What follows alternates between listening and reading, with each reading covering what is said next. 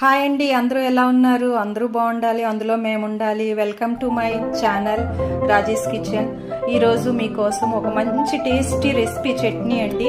మీ ఎలా చేయాలన్నది చెప్తాను. ఇందులో ఒక సీక్రెట్ ఇంగ్రీడియంట్ యాడ్ చేస్తే మంచి టేస్ట్ వస్తుంది, హోటల్లో కన్నా మంచి టేస్ట్ వస్తుంది. దీనికోసం కావాల్సిన ఇంగ్రీడియంట్స్ చూడండి. దీనికి కావాల్సినవి వేపిన శనగపప్పు అంటారు కదా, పుట్నాల పప్పు, అది కొంచెం అండి. పల్లీలు వేగినవి కొంచెం వేసేసి పొట్టు తీసుకొని ఉంచుకోవాలి. అలాగే కొంచెం కొబ్బరి తురుమండి.